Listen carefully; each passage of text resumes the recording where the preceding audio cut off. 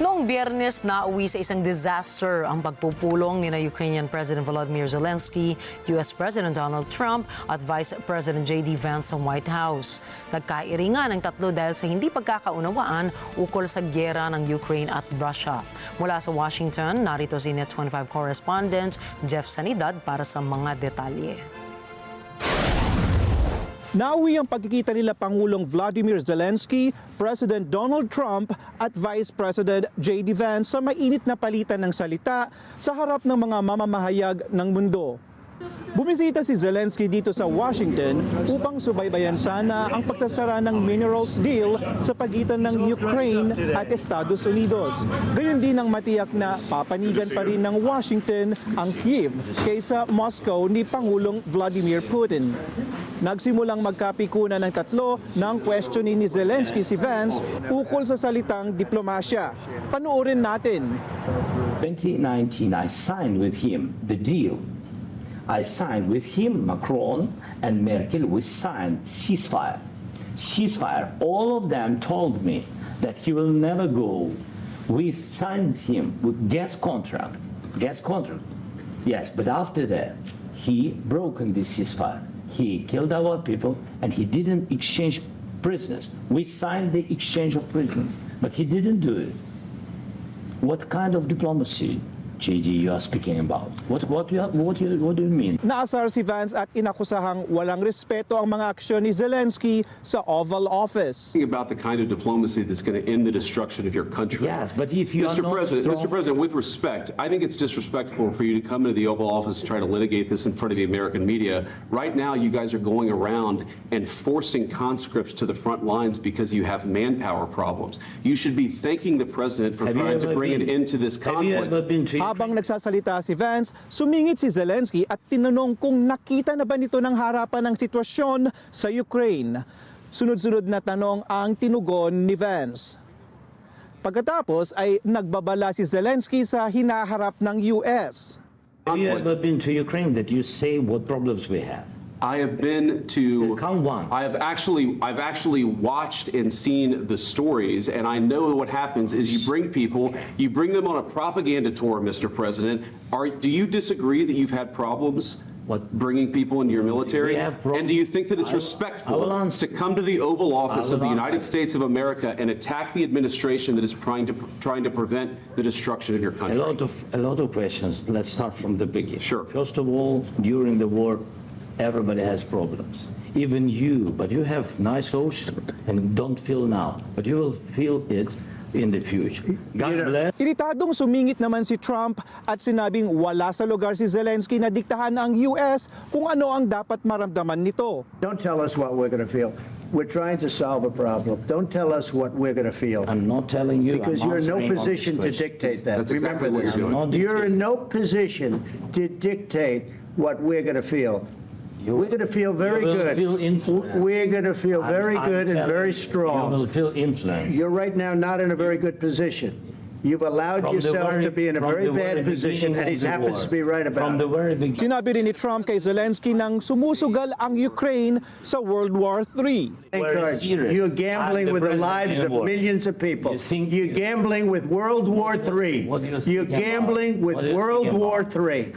And what you're doing is very disrespectful to the country, this country, that's backed you far more than a lot of people said they should have. Bumanat naman si Vance kung nagpasalamat na ba ang Ukraine sa US sa mga itinulong ng bansa sa gyera ng Kyiv at Moscow. Sinundan ito ni Trump ng pagdedetalyen kung gaanong tulong na ang ibinigay ng Amerika sa Ukraine. Ani Zelensky, makailang beses na silang nagpasalamat. You said thank you once this entire meeting? No, in this entire meeting you said thank you. Even today, we are staying in our country, staying strong from the very beginning of the war. We've been alone, and we are thankful. I said thanks. You haven't been alone. Cabinet. You haven't been alone. We gave you, through this stupid president, $350 billion.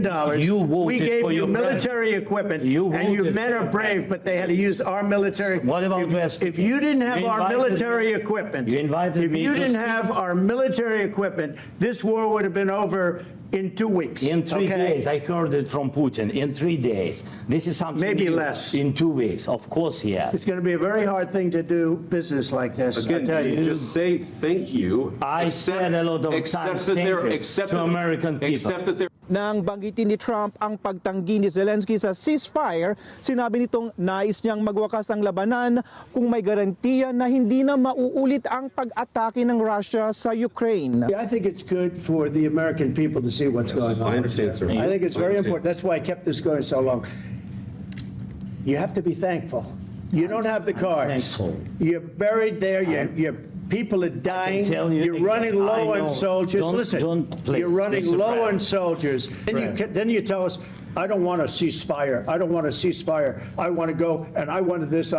Look, if you could get a ceasefire right now, I tell you, you take it so the bullets stop flying and your men stop getting Of killed. course, we want to stop the war. Well, you're saying you don't want a ceasefire. But I said to you, I want a ceasefire. with guarantees. Because you'll get a ceasefire faster than an agreement. Ask our people about ceasefire, what they think. Sa init ng sagutan, inatake rin ni Trump ang mga pangulong sinundan dito sa US tulad ni na Biden, Obama at Bush. Anya, hindi nirerespeto ng Russia ang mga nakaraang pangulo ng US kung kaya't maaaring hindi tinupad ni Putin ang anumang deal mayroon sa pagitan nila. asking, what if Russia breaks the ceasefire? What if anything? What if the bomb drops on your head right now? Okay? What if they broke it? I don't know. They broke it with Biden because Biden, they didn't respect him. They didn't respect Obama. They respect me. Let me tell you, Putin went through a hell of a lot with me. He went through a phony witch hunt where they used him and Russia. You ever hear of that deal? That was a phony Hunter Biden, Joe Biden scam. Hillary Clinton, Shifty Adam Schiff. It was a Democrat scam. All I can say is this. He might have broken deals with Obama and Bush, and he might have broken them with Biden. He did, maybe. Maybe he didn't. I don't know what happened. But he didn't break them with me. He wants to make a deal. I don't know if you can make a deal. The problem is, I've empowered you to be a tough guy. And I don't think you'd be a tough guy without the United States. And your people are very brave. But you're either going to make a deal or we're out. And if we're out, you'll fight it out. Ayon kay Trump, isang deal ang posibleng paraan upang mabawi ng Amerika ang halagang ginasta nito sa Ukraine laban sa Russia. Subalit dahil sa salpukan nga sa White House nitong Biyernes, pinag-aalinlanganan na may kasunduang makakamit. Pinutol ng wala sa oras ang pagpupulong na ito ni na Zelensky, Trump at Vance. Matapos magalit ni Trump, sinabihan ng top advisors ni Trump si Zelensky na lumabas ng Oval Office at umalis ng White House.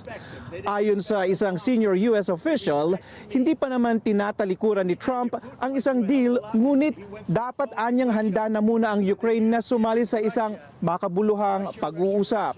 Pagkaalis ni Zelensky sa White House, nag-post ito sa X ng mensaheng, "Thank you America, thank you for your support. Thank you for this visit.